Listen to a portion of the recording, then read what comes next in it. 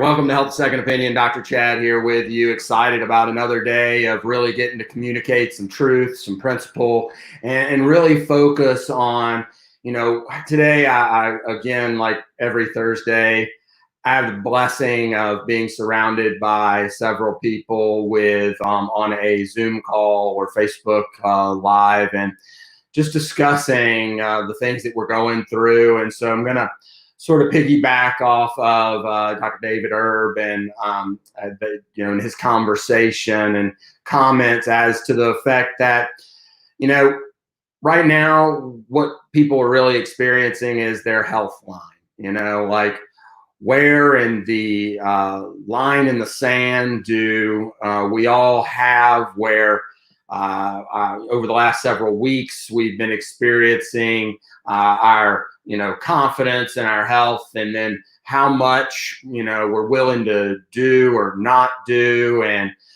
to endure this virus, quarantine, stay at home, whatever you want to call it. And so many of us are just being illuminated as to our belief structure because it's really being challenged. And I think that this is a grand opportunity to really look at this as an opportunity for our health, because it has, not only illuminated that belief structure of where in our line in the sand are we with our health and our faith in our health, our faith in God, and that maybe that our days, the days of our lives are all set before us, and don't want to spend too much time, but this is some of the principles that I stand on biblically, that that these are the things that we either are David in the lion's den, and or where's our confidence level, in the yea, that I walk through the shadow of death, I shall fear no evil. There's so many different opportunities that we can look at, that historically and biblically, that we've been through similar things in times like this before. And what do we rely on? What is it that you're relying on? What is the belief structure that you're taking in all of this information and processing it through? And then one of the best things that I really think that my patients and practice members have is that they understand that my office is dedicated to helping people push that line back, and there's been so many examples where, right now, everybody, it's in our face. We're really dealing with it. And that, the outside in medical model is saying that, it's all about the germ, and it's all about your genetics, or it's all about your age, and it's all about your comorbidities, and it's all about the bug.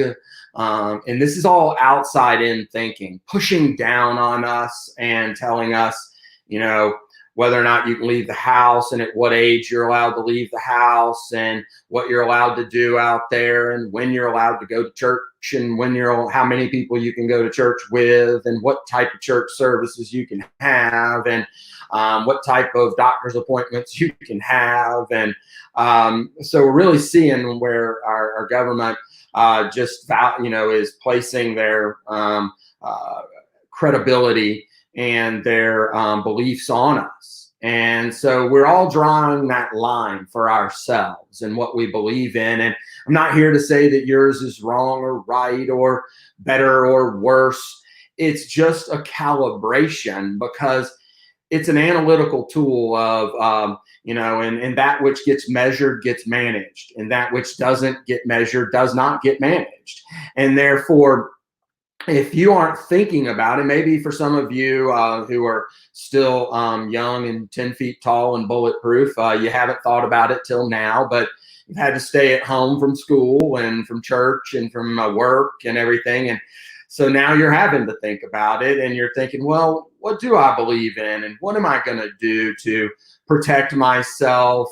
And so we're analyzing it, we're measuring it. And then some people are saying, on the opposite end of that coin, well, I've had bad habits for my life. And, we all have family members that may be in greater need for taking care of themselves and having better protection and things, because they have been cavalier with their life and their health, and now it's in their face and they're having to deal with it.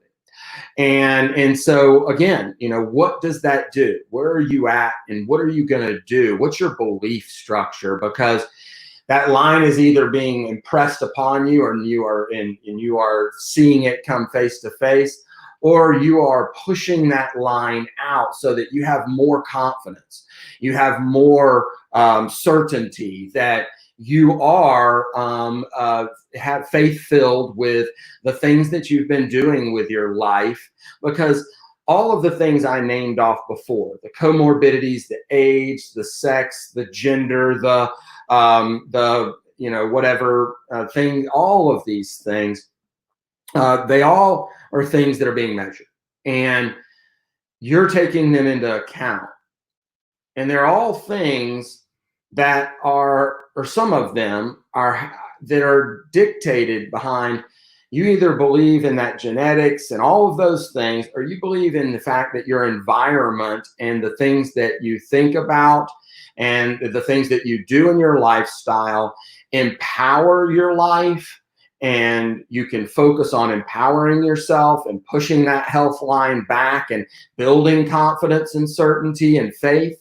Or you can let it come crashing down upon you and allow someone else to tell you what you can and can't do and make all your health decisions for you, and your mask, your whatever that you're supposed to wear, and how often and when and why you wash your hands. And I'm not discrediting the simple logical things that we must do to be, like I said, logical in minimizing our risk. But what are we doing logically to push back that line away from us, to empower ourselves? And what can we utilize in our history and in our lives to understand where that is for ourselves?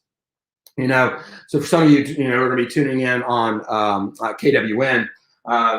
You're taking different short breaks here. Pardon me, my mouth's dry.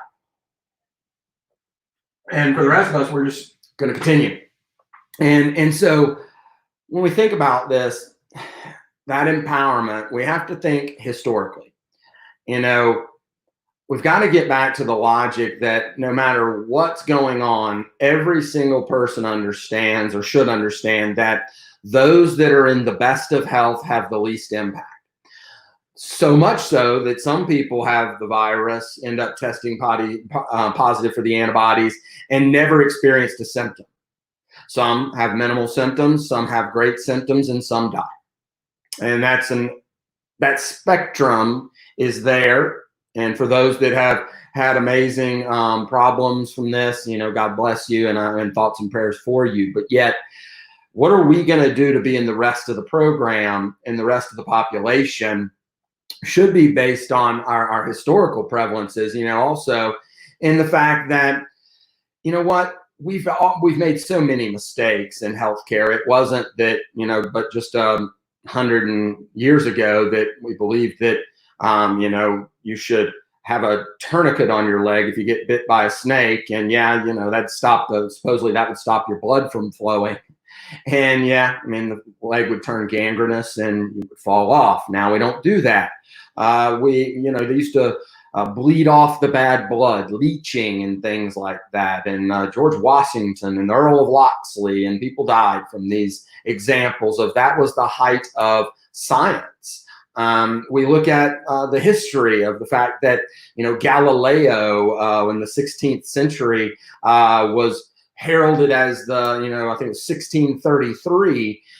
He was at the height of his career in saying and discovering the moons of Jupiter and creating this theory that is now known to be fact, and the heliocentric viewpoint that the Earth revolves around the sun and the planets revolve around the sun, and that was that. But at that point in time, the whole world of major science was the brightest minds of the time said, no, it's geocentric. The earth revolves around us. The other planets revolve around us, the earth.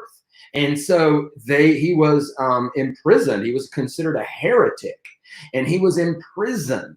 And he spent till his death, I think it was 1642, he spent his life in imprisonment and in house arrest. I mean, the things that we're using today, washing our hands, wash your hands for 20 seconds with warm soapy water. We know that this is a good idea. But yet the guy who discovered this was a Semmelweis, a Hungarian doctor, who at that point in time, he was the first person who was really saying that, you know what, because doctors at that point in time were maybe doing autopsies and doing different dissections and just working on things. And then without even washing their hands, necessarily, they would just walk in and go give birth to a child. And then therefore, women were literally dying of infections and having what they would call fever or heat. And they were dying more rampantly in those facilities where doctors were doing that. And so part of the germ theory, which we know isn't all the truth, all the truth has to take into account the terrain, which is what we are talking about, where that's what's the difference, because the virus is the same for when it lands on each person. But it's how susceptible is the terrain? How much of a grip can it get? That's the terrain theory. So it's the germ is there, but how healthy is the host? The healthier the host, the less the impact of the germ. And so he was the first person to say that, you should wash your hands. If you've been doing something over here, you should wash your hands before going and working with pregnant and giving birth, helping these women go through the birth process, and you'll lower the death rate, because he had watched it happen in his own clinic. And yet, you know what? He was labeled a heretic and was ended up dying in an insane asylum. Because at that time, he was a heretic for going against the brightest minds, the greatest science, the everything. And so we have to understand that the science is going to change, but the principles will never change. The principles of health are that every single person in the world, from the moment they are born till the moment they die, will be better off if they take better care of themselves and do the things that we know promote health and wellness. That's why I'm wearing my Subluxation Slayer shirt, because you know what? That's exactly one of the things that we do in the office. We slay, we remove the interference of the to the nervous system of our God-given healing capabilities, because our brain-body connection is one part of what impacts our health. It is the major loop. It's the connection between the brain and the body, and removing subluxations, removing interference from the spine on the nervous system, removes pressure and allows that nervous system to function better, which allows the rest of the body to function better. And that is the principle of chiropractic. And we know that from the moment someone's born to the moment they die, they would be better off if they had less resistance on that nerve system, so that it could flow freely. I like that, flow freely, and that it will work better. The whole body will work better. I mean, there's nothing to really talk about it. So we know that, posture plays an impact, and then individual vertebral alignment plays an impact, and that the spine should be straight from front to back. We should have our 3 curves, and all the individual bones should be lined up as close to perfect as possible. And when we maintain that, every other body part is impacted positively. Period. That principle will never change. It's not up to debate. It's not arguable. It just is. Just like you can't argue with gravity. You can do things to try to get around it, or defy it for a while, but yet then time comes to pass where maybe the plane runs out of gas. The same thing goes with our health. It's not the only thing that impacts our health, but it is something that impacts our health. And so when we look at this, those people who, we go on in history and we see the major things that have governed and changed. So what are you doing to push that line back? The 5 essentials of Max Living is why I'm a part of them, is because it has made my life better. It has made my family's life better. It has made, I have a patient who came in. Let's pause for the cause here for a minute. Let's talk about some healthy, positive, beautiful things, right? So I have a patient who comes in and she hadn't been in about 10 years, and she walks in and she's like, oh my gosh, you look younger than last time I saw you. Aren't you skinnier than you were back then? Which, by the way, I don't really consider me skinny at all, at any point in time. I don't think I fit that category, but but the fact is that, she's like, man, and you sound better, and you look more alive. What have you been doing? And I was like, well, you're back in my office and I'll explain it. And, it's this concept of the 5 essentials. And this is what we practice, and this is what we teach, and this is what we're going to help you with. And so everything in life's going to get better. And then same thing, had another guy come in, and he's been reintegrating himself into the office. It's been like 14 years since he's been a patient. And he comes in and he's like, my gosh, same thing, and then he's like, hey man, I've been holding on to these pain pills for several years, but my back's been getting worse and worse. But I mean, I literally had a rough time getting off of these things. I was hooked, but I've kept them in my safe. And now that I've been coming in and getting adjusted and stuff, my foot drop's going away. My back's doing better.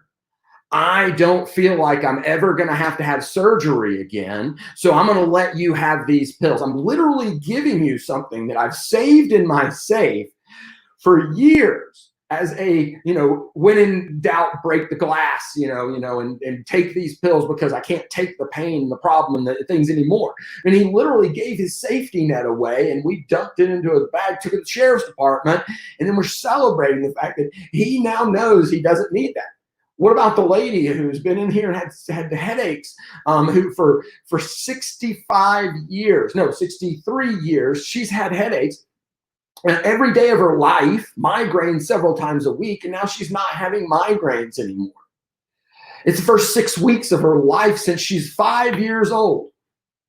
I mean, what about all of these miracles that we see when we implement the logical, deductive reasoning, simple method of simply supporting the body to produce health instead of fight disease?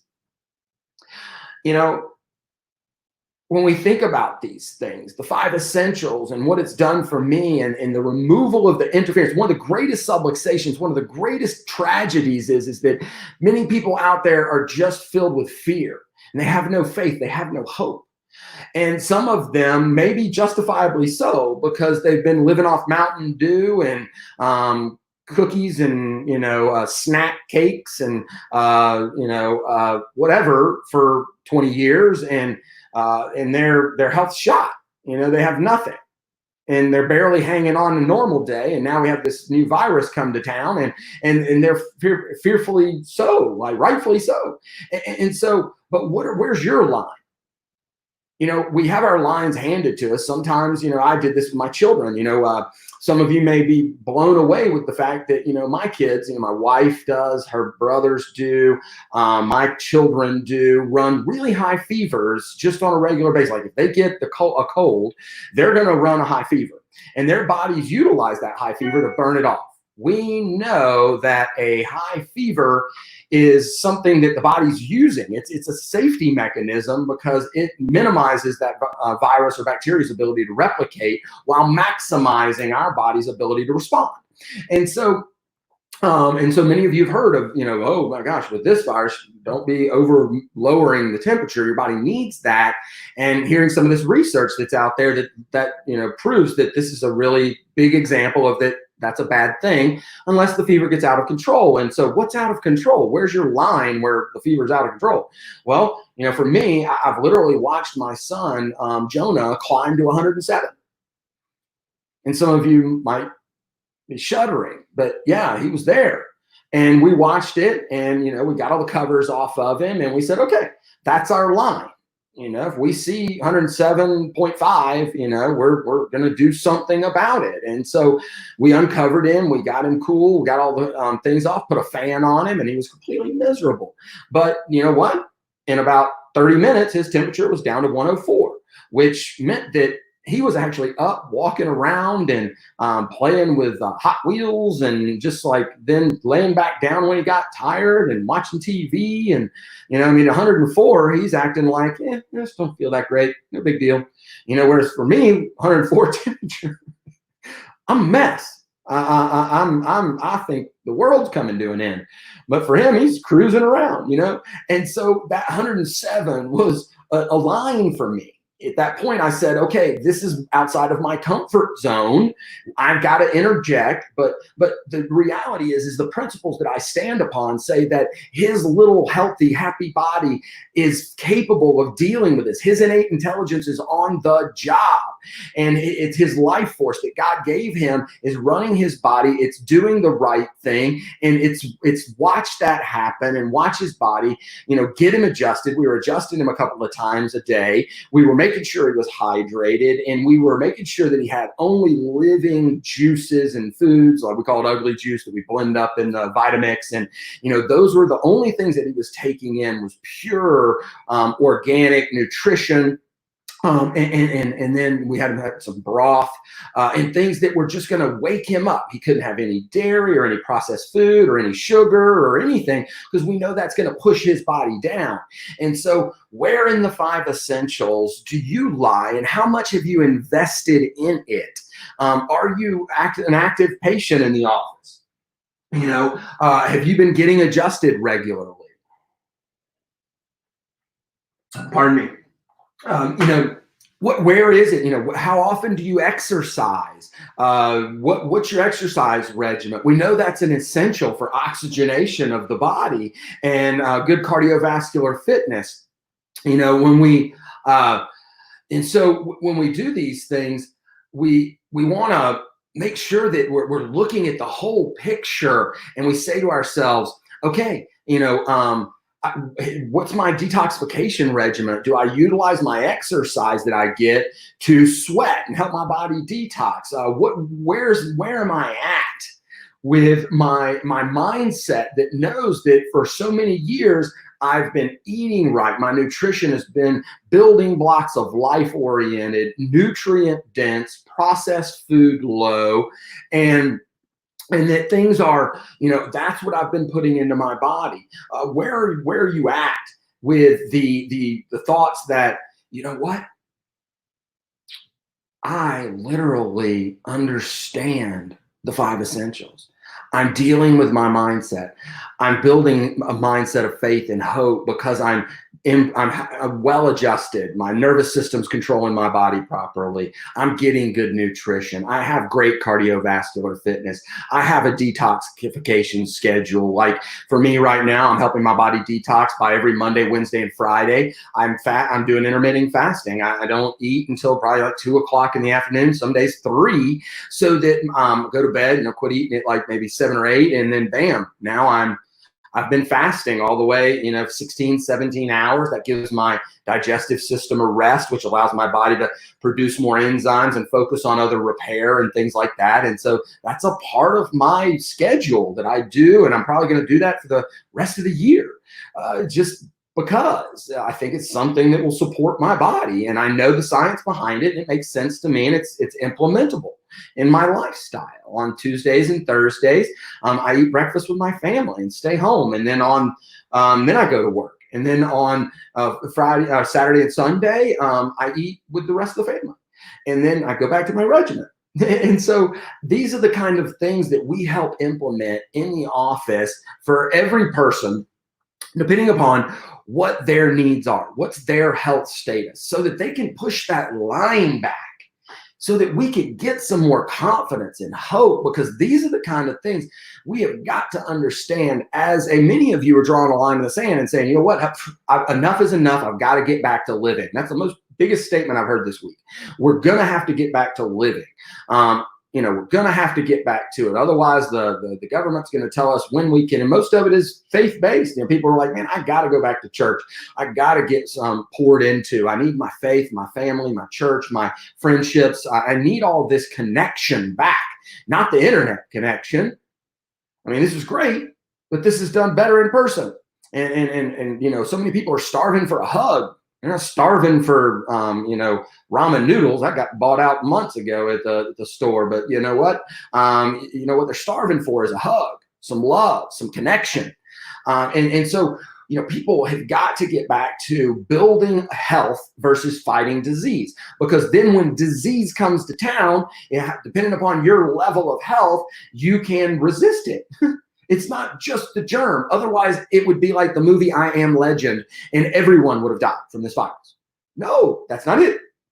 This is about the fact that you have health. And it's about the fact that in that movie, he had the type of immune system. He was the only one, maybe, but yet he had it turns out he wasn't the only one. There were other people, but yet he was one of the few people who ended up having the immune system that could deal with that virus. But it's nowhere near that, folks. We got to get back to the fact that the people who are having the most trouble are the people who were the sickest already. And God bless them, and God bless their families. But the fact is that what we can do to make a difference is starting right now, building health, building faith, standing on hope, and getting back to the basics of real science, of what has stood and will stand the principle of time. And that is that a healthier person has better resistance than a non-healthy person. So build some resistance. You know what? Get back to the office. Make sure that you're calling, getting you and your family. There's no time to waste.